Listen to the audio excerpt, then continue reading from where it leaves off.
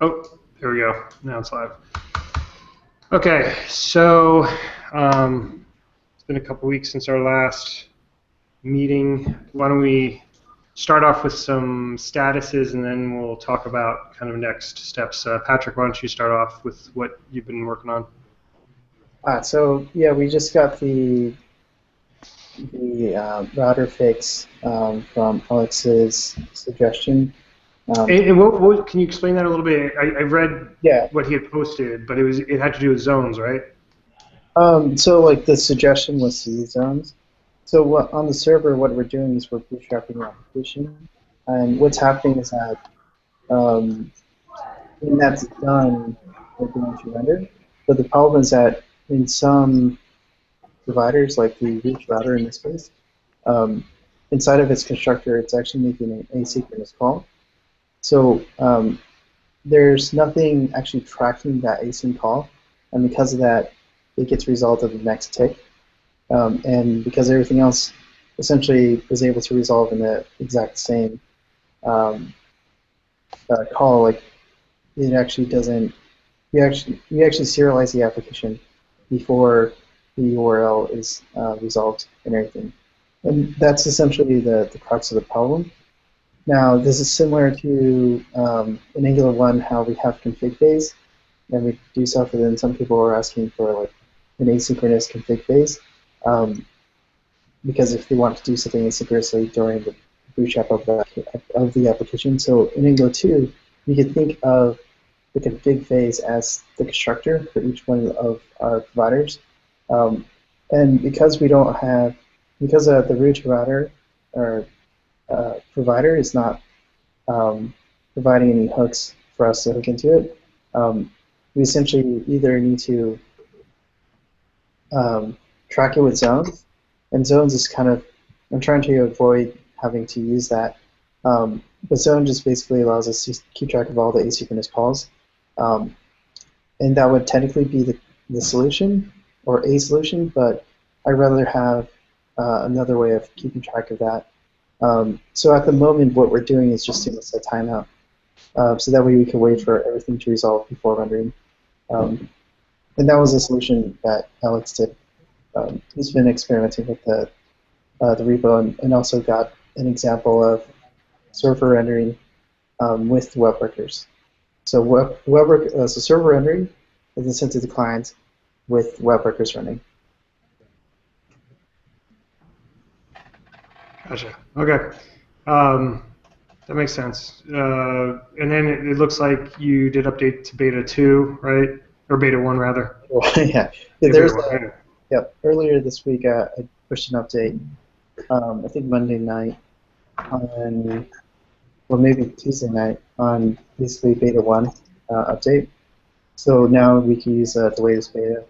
And this also presumably also solves the other problem of if there's a component that is using native, so like native Shadow DOM as opposed to emulated, we are now able to suggest that we're now able to hook into that and replace native with emulated um, or server rate. So the problem that we fixed in the very beginning that with GI that became a problem that now became fixed with the new renderer.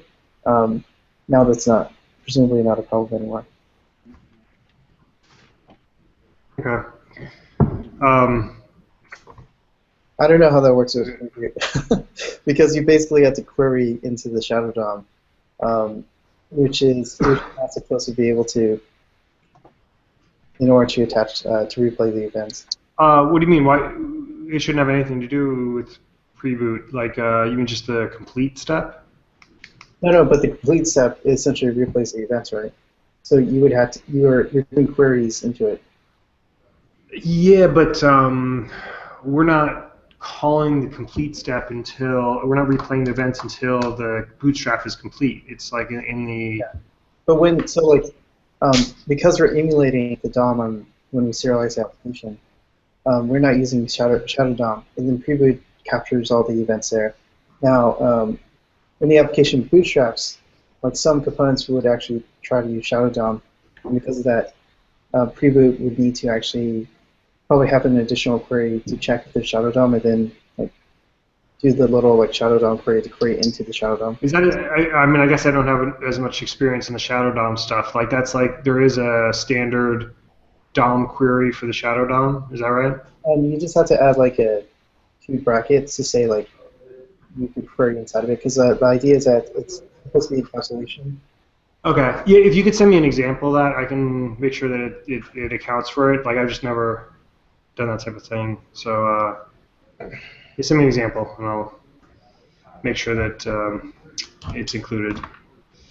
So yeah, for my updates, if any of you guys have noticed from pulling down the latest, I did get rid of, I think, all of the TypeScript errors. Added the typings for pre-boot and fixed the node duplication thing and whatever. And then I did add a contributors guide to help when any of you guys want to help contribute. I mean, it's pretty standard for other Angular stuff. Like the biggest thing, which we'll talk about more in a second, but is I think once you get over the first time of going through the cycle, if you haven't done it before, like both, you got to submit, if you guys haven't already, the whatever it's called, what is the Angular agreement, Patrick? That's something, whatever, something.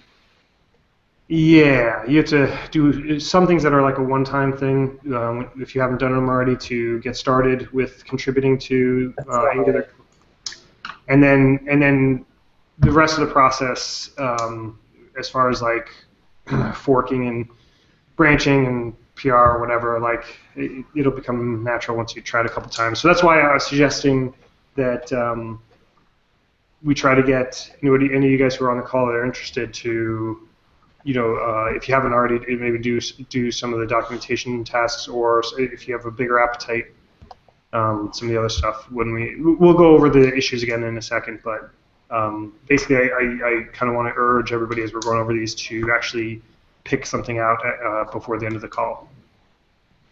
And then the last thing I was going to mention is that if you guys hadn't seen, I had posted it on the Slack room, but Patrick and I were on Read the Source, going over the Angular Universal Library. So we'll post that again if you guys hadn't seen it, but it's definitely, I think, helpful, especially if you are interested in contributing. What were you going to say, Patrick? Definitely a must watch. Yes. Did any of you guys watch and have any questions? Well, I do have a pull request that's open. It's been open for a couple of days now that I've been waiting for a review. Yeah, I'll definitely merge that one. Yeah, thanks, Wesley. Okay, and so I think you guys met Wesley on the call. Those of you who were on the call last time from 2 weeks ago, and then we have Wasim, GDE from Paris. Hi, Wasim. And then Quintine, who I think is muted, but who is joining us as well, is interested in getting involved. Okay. All right. Let's quickly. This isn't going to be a long call. I just want to go through the open issues, and we can talk about potentially what you guys can grab. So let me share my screen.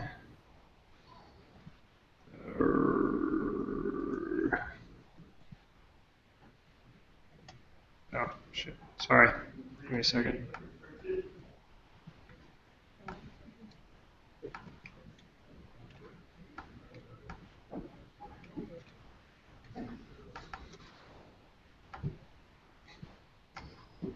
Okay.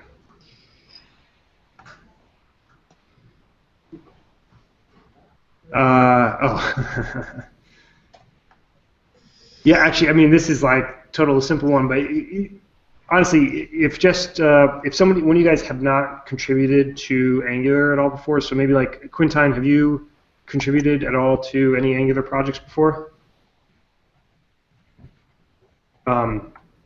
This might be a good one for you because I mean, the actual change is simple, but going through the process. He's on chat, so he can do it. Yeah. like this would be totally simple. It's just adding the link, but then you would go through the process of like the whole PR thing and stuff like that. So if you are interested, like this would actually be a great one for you. All right. Yeah, I'll message him on the issue. Yeah. Oh, I hadn't seen this one before. What was this, Patrick? Did Jeff talk about this in the call? Oh, basically just remove it as dependencies and only specify them as peer dependencies. Oh, okay. So this is another easy one. Yeah, so technically with npm3 it doesn't matter because it does the whole deduping. Oh yeah. So like yeah, it totally makes sense. Wait. It should just be in peer dependencies, but then it wouldn't install Angular 2 if it's just peer dependencies, right? Yeah, it wouldn't install Angular 2, but it's going to suggest you to install it. But I think we were technically not supposed to use peer dependency, so I don't fully know. I mean, Angular 2 is a requirement of using universal. Wouldn't we want that as a dependency? Yeah. Alex, I guess. you got yourself a new pair of Alex, man? Yeah, see you in a week, bro. Oh, yeah, yo, take care, man. Be safe, you know, and all that stuff. Shit. Sorry, let me fix something. On the right. Alright. Well, so what's the final word on this, Patrick? It should be peer dependency then, or it should be dependency? Honestly, I think we should remove peer dependencies. Actually, it's probably fine because it's actually better to have both. It's good to have the dependencies because Well, why would you? I guess I don't understand the both thing. yeah, technically it should only be peer dependency, which is actually correct because if you have both, then with npm3 it's going to dedupe it. With npm2 you're going to have a problem. So the only way for it to both work is if it's just a peer dependency. Well, I guess. Yeah. Okay. That's fine. Yeah, we could just do peer dependency. That's fine. It won't make that big of a deal. I think. Okay, but this is another easy one. So for anyone who wants to grab it.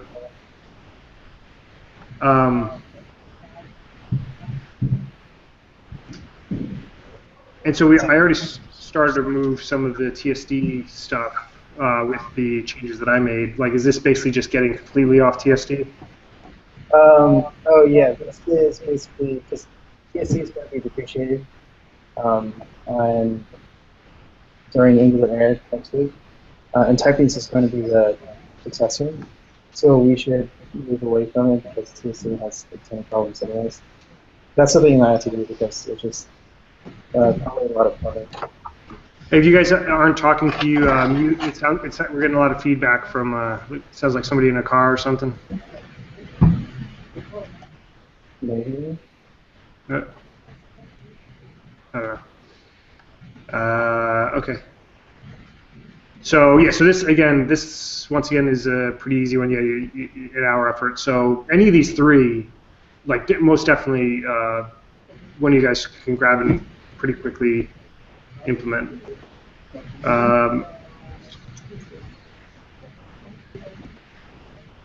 Actually, I hadn't seen this one either. Oh, you had it 3 days ago. Okay. That is also with the typing space because so essentially the Angular 2 typings is loopy in that it's requiring its own types. So whenever we have Express, we have a dependency on Node. With TSD, we also need to install Node as well. But then because of that, we have a duplication error because Angular 2's repo also requires Node because of the testing suite, which doesn't make sense because for us, like, we're not using that much, technically we are now. But like, that's where the duplication error comes from.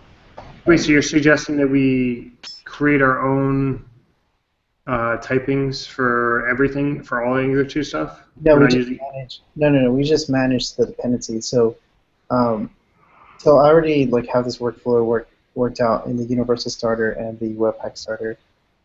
So it's all it is just deleting their typings and then managing our own typings.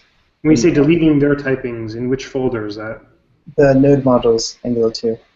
So they have a node modules Angular 2 / manual typings. Uh-huh. That's the folder that we want to delete. Well, but you can't. Maybe I'm not understanding. So you can't delete something in node modules. It's just going to get recreated when you npm install, right?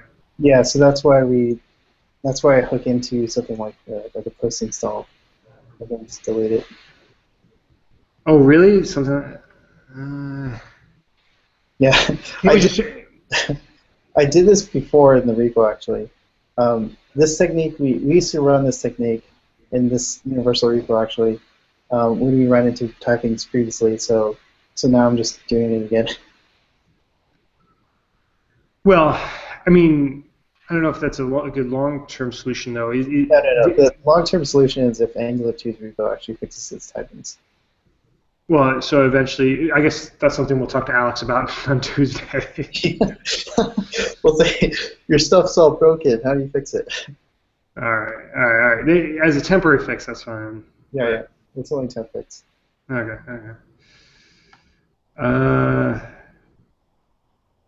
Oh yeah, this is the one that you said Valorcan was a little bit confused on, or? Yeah, there was. I mean, hold on. The way he named this issue is actually wrong. But let me just fix that.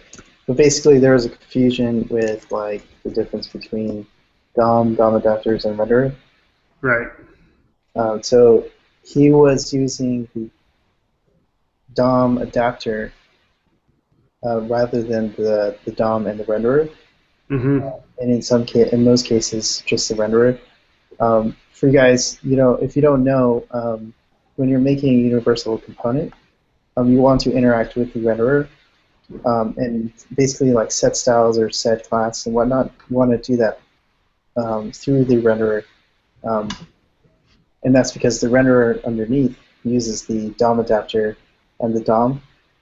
So you don't really touch those two things. You just touch the renderer for universal components.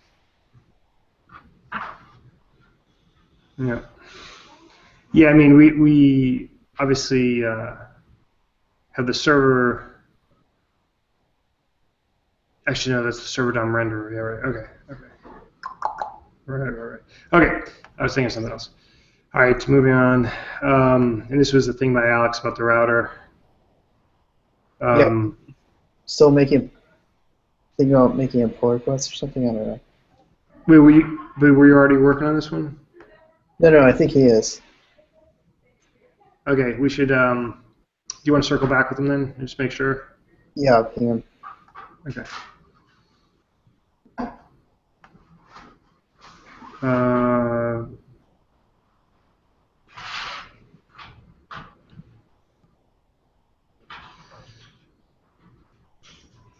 Yeah, so for this one,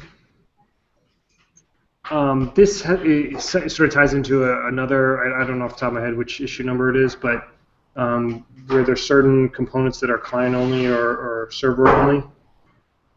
So obviously there's ways to get around this for now, just by DI and injecting different components for the server and you can override it or whatever. Yeah, technically there's 3 different ways we do this. We could hook into the compiler and add an annotation. Yeah, that's what I was thinking. That's ultimately what we want, right? Is a decorator. Actually, the ideal we could create our own decorator, but ideally, well, you're right. You got to put something in the compiler as well. But we're in the prototype of Universal back in the Tracer days. I actually had a working implementation of this, but that was when decorators were a lot simpler.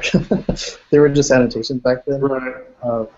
Now we actually need to hook into the compiler and add a bunch of logic of saying, if this is server, just ignore it and move on.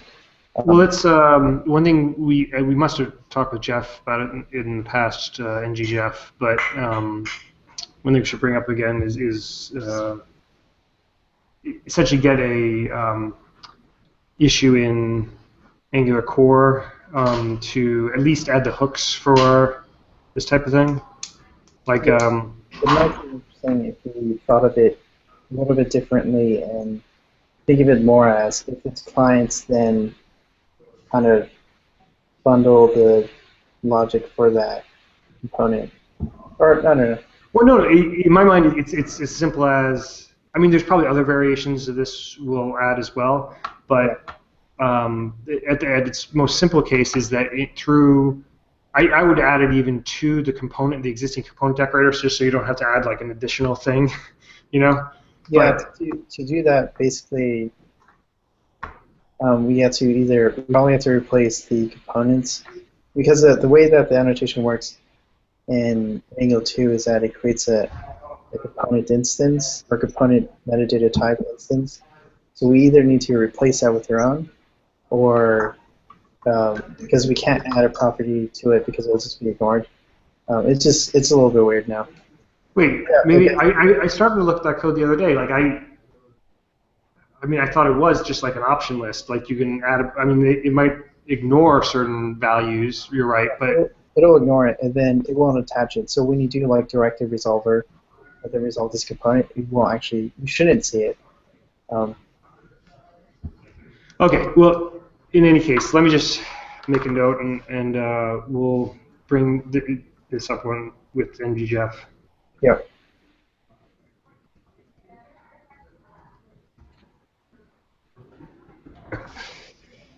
All right.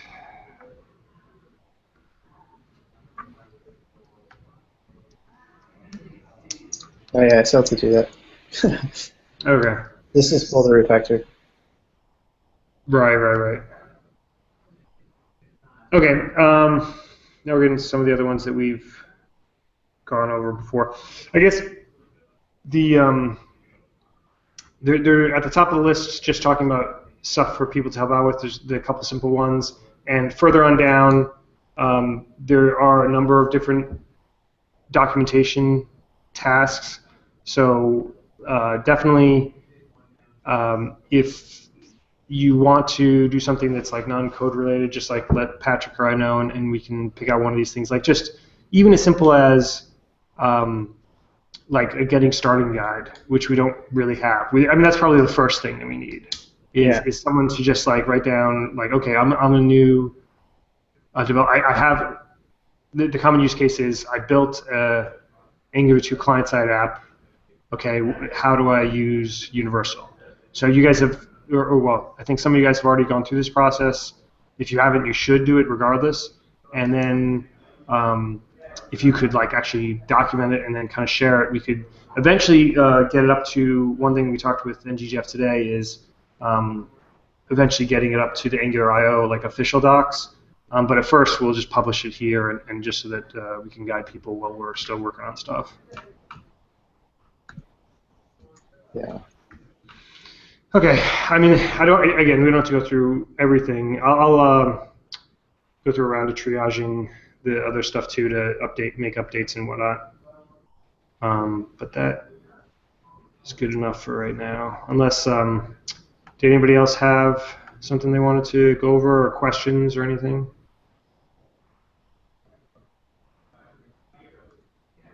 Okay. Yeah. Cool. Well, hold on, I can't hear you. What's that? You can't hear me? No. Watson. Oh. Did you have a question? Yeah. Oh, you said nice. Your mic's not working. Okay. All right, guys. I'll send an update early next week with like after I triage like the different items. Just go ahead in the Slack room. Tell us like which one you want to take on, and Patrick and I can help you with like some of the details if you get stuck with anything, and we'll go from there. Yeah. Again, just as last week, like I could just pair program with you guys on one of the issues. Cool. All right, guys. Have a good weekend. For those of you people on the East Coast. Hold on, he has a question. He wrote up. Do we get assigned to an issue or just work on the one we want? Okay, so like only people who are in the Angular organization can actually get assigned. That's a limitation with GitHub itself. So I could assign you just because you're in the Angular repo, which is why like I assigned you to the one issue.